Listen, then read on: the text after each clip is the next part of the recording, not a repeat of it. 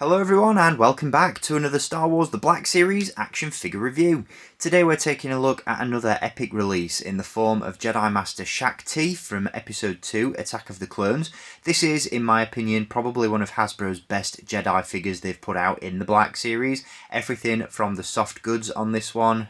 Once again, Hasbro are doing incredible work with robes and cloaks at the moment. The overall sculpt on this figure is fantastic as well, and I'd make a case that the likeness on this figure is probably one of the best that Hasbro have ever done. The face sculpt is absolutely superb, and I can't wait to share it with you in more detail. Now, once again, I was incredibly fortunate to be able to exclusively reveal this figure back in October at MCM Comic Con in London. And as soon as I got that initial sneak peek of this figure, like with Luminara Unduli that I gave you a look at recently, I knew that when this figure was released, I'd have to add it to the collection, and I can't recommend this figure enough. If you haven't picked it up already, be sure to hit the link in the video description. That will take you to staractionfigures.co.uk, and at the time of recording, Shaak Ti is in stock and available to buy. And once again, I would not sleep on this figure because it is a great addition to the Black Series line. So without further ado, let's dive into this review, and as always, we'll kick things off by taking a look at the packaging that Shaak Ti comes in.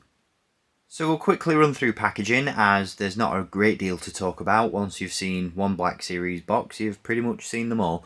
We have along the bottom the colour band and the name of the media from which she appears. We've got the Black Series logo featured at the top, and the number in the series and name of the character up the side of the window. Down the spine of the box, we get this really nice mural image of Shaak Ti looking very peaceful, very demure, very mindful. Really cool character design. It's a shame that we didn't get to see more of Shaak Ti in the prequel trilogy, but she has of course played a pretty crucial role in the Clone Wars. So it's a great figure to have as part of that display if you so wish. On the back, as you can see, we have an image of Shaak Ti once again, brief description of the character and the number in the Attack of the Clones series once more. So like I said, pretty standard stuff, nothing really to write home about, but worth taking a quick look at nonetheless. So let's dive into this review and take a look at Shaak Ti herself. And here she is, and I just want to reiterate once again what an absolutely stunning action figure this is. Hasbro have done an incredible job with Shaak Ti. I'm really impressed with how this one turned out, and as I alluded to at the start of the review, the head sculpt on this figure, in my opinion, is one of Hasbro's best. The likeness to the character is absolutely flawless. Those facial features have been sculpted and painted really nicely, and there's just something so lifelike and real about that head sculpt. And obviously the photoreal face printing technology does go a long way to bring out those details and bring life to the figure. But it's the eyes in particular for me that really stand out on this one. The detail around the eyes and the eyes themselves are very piercing, and there's something almost unsettling about how real this head sculpt looks. It truly has to be held in hand to be appreciated. It looks great on camera, don't get me wrong, but in hand this is just such a special piece, and I'm so happy to finally have this one in the collection. I remember a couple of years ago, in the very first live stream I did with Daniel East 1000 and Robo Quiff Collects, we pitched for this figure as part of the Clone Wars 20th anniversary, and so to have this figure in hand finally is just such a treat, and it doesn't disappoint, especially from a sculpt and overall visual point of view. Really cool stuff. Now we'll dive into the articulation on this figure in just a little bit, but I do want to spend a little bit of time talking about the soft goods with this one. I feel like in my last few reviews I've really commended Hasbro on their efforts with robes and cloaks in recent months, but this one feels like a little bit of a step backwards. It's still a great robe and it still looks fantastic on the figure, but I feel like we're back to sort of 2019 standards with this robe, in the sense that it feels a little bit oversized, it doesn't quite flow naturally over the figure, and it just looks a little bit off. It's not a major takeaway, you know, it's not a detriment to the figure by any stretch, but it is worth pointing out that it is just a little bit baggy, at least in my opinion, and I'm on the fence as to whether or not to display this figure with or without the robe on my shelf, because the original 3 3/4 inch figure of Shaak Ti, I think that was made available in the 2005 Revenge of the Sith line, didn't actually feature a Jedi robe, so she wouldn't look out of place without it on your Black Series shelf. But yeah, it's just worth pointing out, it's just a little bit baggy, a little bit oversized, doesn't fit quite as well as previous robes on recent figures. As you can see, the hood around the back is quite large. It is stitched down, as has been the case with recent figures. But yeah, just something that's worth pointing out. It's just a little bit baggy. There seems to be a lot of excess material going on, which is a little bit of a shame, but like I said, doesn't take anything away from the overall figure.